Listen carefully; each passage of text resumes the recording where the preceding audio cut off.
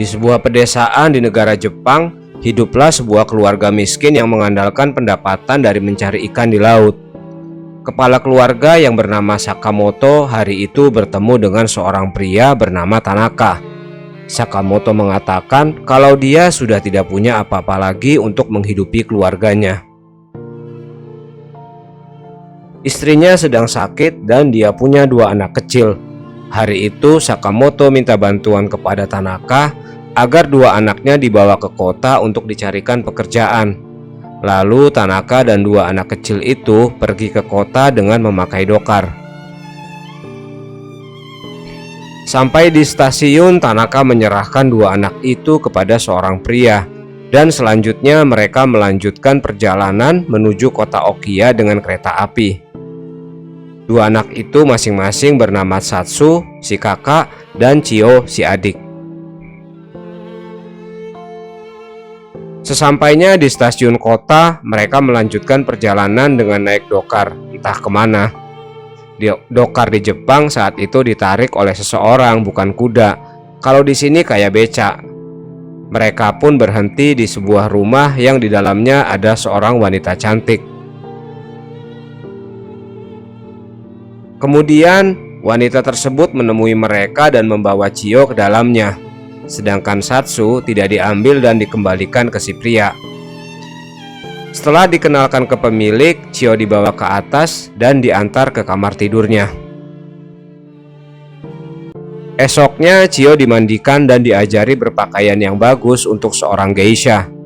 Chio terus bertanya kepada Pumpkin kapan dia bisa keluar dan ketemu Satsu kakaknya. Pumpkin menjawab, kita nggak boleh seenaknya keluar dari rumah. Pumpkin bilang kamu harus bersemangat dan membuat ibu pemilik takjub. Chio akan menjadi seorang geisha. Di kamar, Chio terus menangis. Dia dihibur oleh teman barunya yang bernama Pumpkin. Di rumah itu ada seorang geisha senior yang jadi panutan. Namanya Hasumomo. Karakternya kejam, arogan, dan ambisius. Cocok dengan wajah Gongli yang memerankan Hasumomo. Si ibu pemilik selalu mendukungnya dan membebaskan perilakunya karena dia menghasilkan banyak uang. Momo menjadi idola di kota Okiya. Saat itu Chio belum paham apa itu geisha. Dia hanya paham satu hal, geisha harus berpakaian baik karena itu menentukan harga jual. Besoknya Chio dan Pumpkin mulai bersekolah di sekolah geisha. Di sekolah mereka belajar menari dan bernyanyi. Suatu hari Chio disuruh membereskan kamar Momo oleh ibu asuh. Ketika Chio sedang bekerja, Momo datang dan dia nggak suka Chio ada di kamarnya. Chio kena omelan dan makian Momo. Chio dibilang bau ikan dan anak kampung. Suatu malam Momo bersama temannya baru pulang bekerja sebagai geisha. Dia mencuri pakaian bagus milik Mameha. Mameha adalah pemilik rumah geisha besar di kota Okiya. Lalu Momo menyuruh Chio untuk merusak baju Mameha dengan tulisan kaligrafi. Entah apa maksudnya. Lalu Momo menyuruh Chio datang ke rumah Mameha untuk membawa kimono itu. Besoknya Chio dipukuli karena disangka telah mencuri kimono Mameha. Suatu malam Chio berlari ke sana kemari mencari Satsu kakaknya. Dia mencari di setiap rumah hiburan. Setelah sekian lama mencari, akhirnya dia menemukan Satsu. Chio ngajak Satsu untuk kabur malam ini, tapi Satsu bilang gak bisa karena kita butuh uang. Lalu mereka berencana kabur besok dan janjian ketemuan di jembatan Sasame. Setelahnya Chio balik ke rumah. Pas dia balik, Chio melihat Momo lagi bercinta dengan laki-laki. Untuk mengalihkan kesalahan, Momo malah mengadu ke ibu asuh kalau Chio habis maling. Emang bener-bener jahat si Momo ini. Dan lagi-lagi Chio kena pukulan ibu asuh. Tapi Chio nggak diam. Dia membela diri dengan bilang Momo bohong. dia baru saja ketemu cowok bernama Koichi. Lalu ibu asuh menampar Momo dan bilang, kamu gak akan pernah ketemu pria itu lagi. Suatu malam Chiyo berusaha kabur dari rumah. Dia sudah janjian dengan Satsu di jembatan Sasame. Namun saat di atas atap rumah, Chiyo terpeleset dan jatuh ke bawah. Usahanya untuk kabur gagal. Chiyo luka-luka dan dirawat dokter. Lalu Chiyo diberi surat yang isinya kabar kalau sekarang Chiyo sudah jadi yatim piatu. Ayah dan ibunya telah meninggal dunia 6 minggu sejak Chiyo meninggalkan rumah. Atas perbuatannya, Chiyo kini menanggung hutang yang cukup besar untuk kimono yang rusak dan biaya dokter. Chiyo bekerja sebagai pembantu untuk membayar hutang-hutangnya. Chiyo yang bersedih duduk sendirian di pinggir jembatan sambil berlinang air mata. Lalu ada seorang pria menyapanya dan menghiburnya. Untuk tidak bersedih, pria itu mengatakan kalau hidup memang banyak sandungan, tapi kita harus tetap tegar dan bangun lagi. Lalu pria yang dipanggil ketua itu membelikan Chiyo plam manis. Setelahnya pria tersebut meninggalkan Chiyo, dan kini Chiyo bersemangat untuk menjadi geisha. Hidupnya kini memiliki tujuan yang jelas. Sebelum pergi, ketua memberikan Chiyo uang dan sapu tangan. Oleh Chiyo, uangnya diberikan ke tempat ibadah. Chiyo hanya menyimpan sapu tangannya saja. Dia berdoa suatu hari nanti dia bisa menjadi seorang geisha. Waktu berlalu, musim salju kini telah tiba. Radio memberitakan kemenangan Jerman pada Perang Dunia Kedua. Kini Chiyo dan Pumpkin telah dewasa, sedangkan Momo makin cantik dan elegan. Ketikanya masih bersama di rumah. Pumpkin dan Momo bergegas pergi untuk acara pesta. Mereka akan bekerja sebagai geisha. Sementara Chiyo masih bekerja sebagai pembantu, jadi dia di rumah aja. Kebetulan saat itu alat musik Pumpkin ketinggalan. Dengan berlari, Chiyo mengantarkannya ke tempat pesta. Lalu dia mengintip sebentar ke dalam, pengen lihat bagaimana geisha bekerja. Pas lagi ngintip, tiba-tiba pintu dibuka. Chiyo yang kaget langsung lari pergi. Tapi dia sempat melihat pria yang buka pintu tadi. Dia adalah ketua yang memberinya plam dan uang sewaktu dia masih kecil. Jantung Chiyo berdegup kencang, hatinya berbunga melihat Pak Ketua lagi. Dia memeluk erat sapu tangan pemberian Pak Ketua dahulu. Suatu hari Mameha datang. Dia ingin menebus Chiyo dari ibu asuh, dan kesepakatan pun terjadi. Kini Chiyo bersiap menjadi geisha. Chiyo memakai kimono baru pemberian Mameha. Dia dibantu Pumpkin, tapi Hasumomo tetap iri. Esoknya Mameha mengajari Chiyo cara duduk, bersimpuh, berdiri, berjalan sebagai seorang geisha. Mameha mengatakan kalau Chiyo seperti air, memiliki kekuatan yang luar biasa. Tapi saat ini dia belum menggunakan kekuatannya. Selama beberapa bulan ke depan, Chiyo membersihkan diri, belajar menari, memainkan alat musik, dan berbicara seperti geisha. Mameha berpesan kalau geisha bukanlah seorang pelacur. Geisha tidak menjual tubuh mereka, melainkan menjual keahlian. Geisha sebenarnya adalah seniman. Chiyo mempercantik diri. Agoni dan kecantikan hidup berdampingan. Kakinya menderita, jarinya berdarah. Duduk dan tidur terasa menyakitkan. Setelah sekian bulan, hari ini Mameha menguji Chiyo. Chiyo harus bisa menjatuhkan pria dengan satu kali tatapan. Lalu Chiyo memilih orang bersepeda, dan Chiyo pun berhasil. Kini Chiyo telah siap menjadi seorang geisha.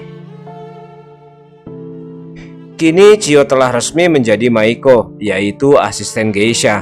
Dia berganti nama menjadi Sayuri. Dia bertekad setiap kali dia menghidangkan teh, mengikat kimono dan menuangkan sake, semua demi Pak Ketua, sampai dia menjadi milik Pak Ketua.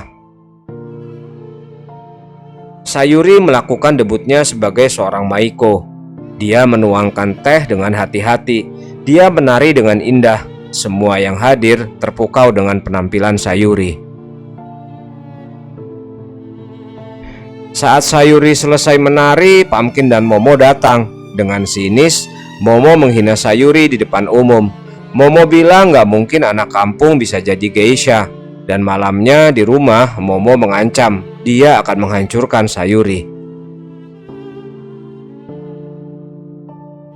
Atas kejadian ini, Mameha ingin menjauhkan Sayuri dari Hasumomo.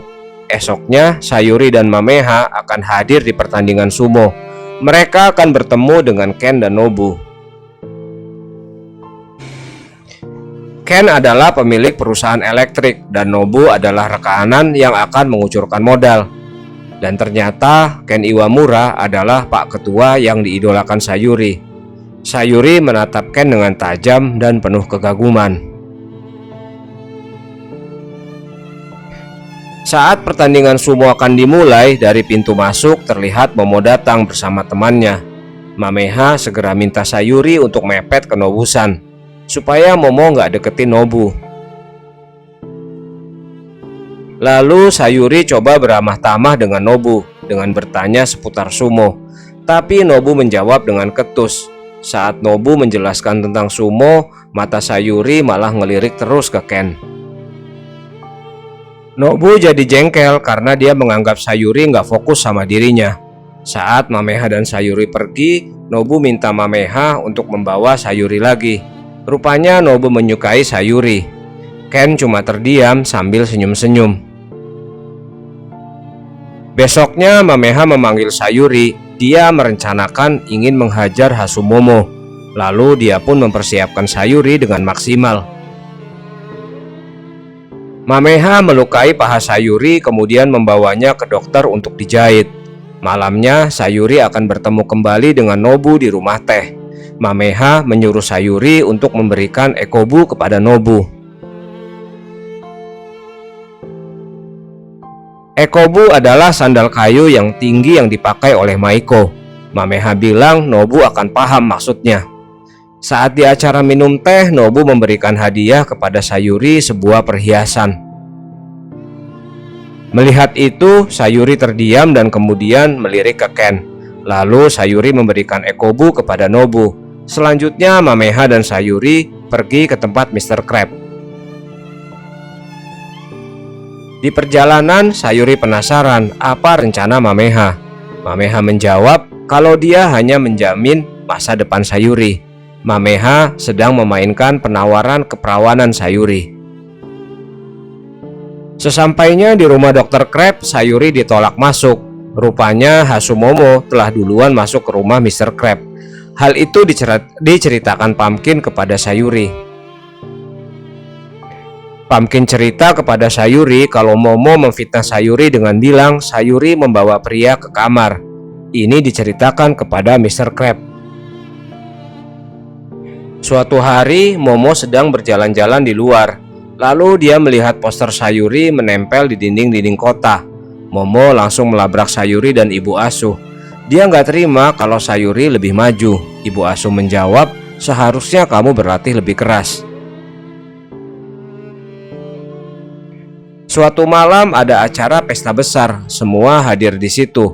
Mr. Crab, Ken, Nobu, dan beberapa orang penting lain. Di ruang rias, Mameha mempersiapkan Sayuri dengan baik. Mameha bilang, Sayuri, ini saatnya menghabisi Momo. Dan kini saatnya Sayuri naik ke atas panggung. Dia menari begitu indah, dengan payung dan matanya yang seperti air. Dia memukau semua penonton yang hadir di situ. Dia menari dengan penuh totalitas di bawah efek salju. Semua penonton memberikan tepuk tangan yang meriah. Tapi Hasumomo tersenyum sinis. Setelah pentas, Sayuri menemui Dr. Crab. Dia memberikan sesuatu kepada Dr. Crab. Lalu Baron minta Sayuri datang ke rumahnya di akhir pekan. Awalnya Mameha menolak, tapi karena Baron memaksa, mereka akhirnya setuju akan datang ke rumah Baron di akhir pekan. Mameha memperingati Sayuri agar berhati-hati saat bertemu Baron. Dia bilang Baron lemah terhadap wanita. pasti Baron punya maksud terselubung minta Sayuri datang ke rumahnya. Sayuri kini jadi geisha paling terkenal di kota Miyoko. Banyak orang ingin berfoto dengannya. Di taman, Sayuri bertemu dengan Ken, dan mereka ngobrol sambil jalan santai. Ken bilang kalau Nobu sangat menyukai Sayuri. Ken berhutang budi pada Nobu karena Nobu menyelamatkan nyawa pada perang Mancurian. Di akhir pekan, Sayuri datang ke rumah Baron. Baron mengajak Sayuri ke ruang kimono untuk melihat kimono koleksinya. Sampai di dalam, Baron memeluk Sayuri dan memaksa Sayuri melepaskan kimononya. Baron ingin berhubungan badan dengan Sayuri. Dengan sekuat tenaga, Sayuri berusaha melepaskan diri. Dia menolak ajakan Baron. Namun Baron yang lebih kuat membuat Sayuri tidak kuasa menahan. Setelahnya, Sayuri menangis dalam kondisi telanjang. Esoknya, Mameha mendengar kabar kalau keperawanan Sayuri telah diambil Baron. Mameha sangat marah. Namun Sayuri membela diri kalau Baron hanya melihat tubuhnya saja. Mameha nggak percaya. Malamnya Mameha datang ke ibu asuh dan memberitahukan kalau penawaran untuk Sayuri adalah 15.000 yen. Ini adalah penawaran tertinggi yang pernah ada, dan semua terkejut. Lalu ibu asuh bilang kalau uang 15.000 yen itu akan jadi milik dia semua, karena dia akan mengadopsi Sayuri jadi anaknya. Mendengar hal ini, Pumpkin dan Momo marah ke ibu asuh. Karena awalnya Pumpkinlah yang akan diadopsi. Momo marah ke ibu asuh. Dia bilang semua yang dimakan, dipakai, dan dihisap ibu asuh adalah jerih payahnya. Ibu asuh bilang kalau 15.000 yen tidak akan diberikan kepada siapapun, termasuk Mameha dan Sayuri. Uang itu semuanya milik rumah ini, karena Sayuri akan diadopsi jadi anaknya ibu asuh, dan dia akan jadi pewaris tunggal. Mendengar ucapan itu, semua terkejut, dan Momo pun ngamuk. Dia bilang ibu asuh ingkar janji, harusnya rumah Okia ini milik Pumpkin. Kini ibu asuh membela Sayuri. Dia bilang Sayuri akan menjadi legenda. Dia juga menukar ke Sayuri dengan kamar Momo yang lebih besar. Ini Sayuri mendapatkan perlakuan istimewa dari ibu asuh.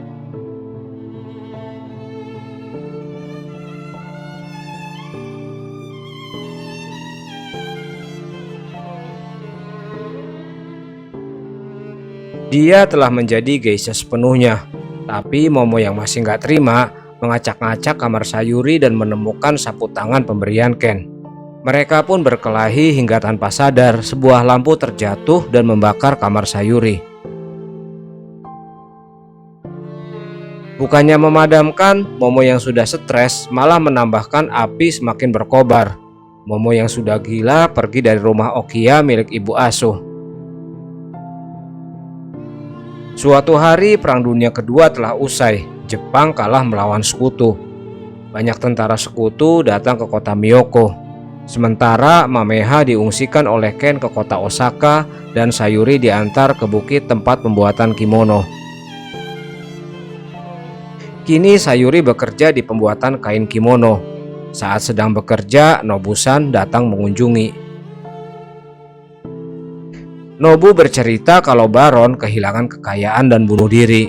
Sementara Ken kondisinya baik-baik aja. Nobu bilang kalau perusahaannya hancur lebur dan ingin membangun kembali, tapi dia butuh bantuan Sayuri. Nobu ingin Sayuri menemani Kolonel Derricks dari Amerika yang bisa mengucurkan modal kerja buat Nobu. Nobu sudah menunjukkan foto Sayuri dan Derrick tertarik ingin bertemu. Dan Sayuri pun setuju. Dia pergi ke Miyoko dan di sana dia ketemu sama Pumpkin yang sudah jadi cewek nakal. Sayuri bertemu Mameha yang kemudian menyiapkan kimono untuk Sayuri. Sayuri pun bertemu dengan Derrick di pangkalan militer Amerika di Jepang. Di sana sudah menunggu Ken dan Nobu. lalu mereka semua terbang dengan pesawat ke suatu tempat. Pumpkin juga ikut bersama Sayuri. Derek, Sayuri, dan yang lain berendam di air panas di sebuah resort.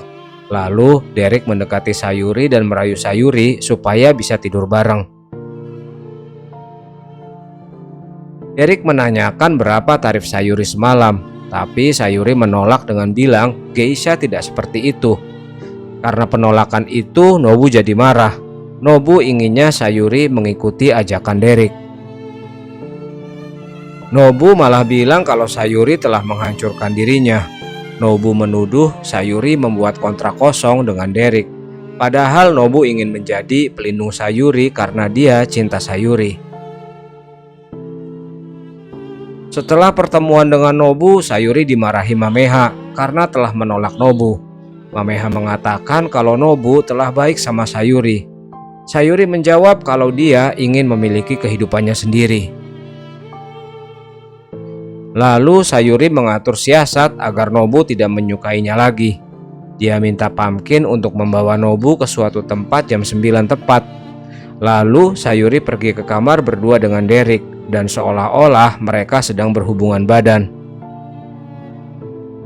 Namun gak disangka yang dibawa Pumpkin bukan Nobu, melainkan Pak Ketua atau Ken. Pumpkin sengaja melakukan itu karena dia tahu bahwa Sayuri suka sama Ken. Dan dia sakit hati kepada Sayuri. Dulu Sayuri telah merebut rumah Okia dari Pumpkin. Dan hari pun berlalu. Kini Sayuri patah hati. Dia putus asa terhadap Ken. Dia membuang sapu tangan pemberian Ken untuk melupakan perasaannya. Lalu suatu hari Sayuri bersiap-siap akan menjadi geisha.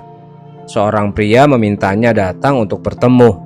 Sayuri dan ibu asuh mengira pria itu adalah Nobu yang kini telah kaya raya kembali. Sayuri pun telah cantik dengan kimononya dan pergi ke suatu taman, tempat mereka janjian. Setelah sekian waktu menunggu, pundak Sayuri dipegang. Dan ketika berbalik, yang datang adalah Pak Ketua alias Ken. Sayuri nggak ngerti kenapa yang datang adalah Ken. Lalu Ken pun cerita tentang masa lalu ketika dia ketemu gadis kecil di jembatan. Ken bilang itulah kenapa Mameha mendidik Sayuri agar Ken bisa mendekati Sayuri. Sayuri pun membalas kalau selama ini setiap langkahnya hanya untuk dekat dengan Pak Ketua. Lalu mereka pun berpelukan saling melepas rindu. Film ini berpesan agar kita memiliki tekad yang kuat untuk meraih tujuan yang dicita-citakan, betapapun sulitnya hambatan yang dihadapi. Terima kasih sudah menonton, sampai jumpa di film berikutnya.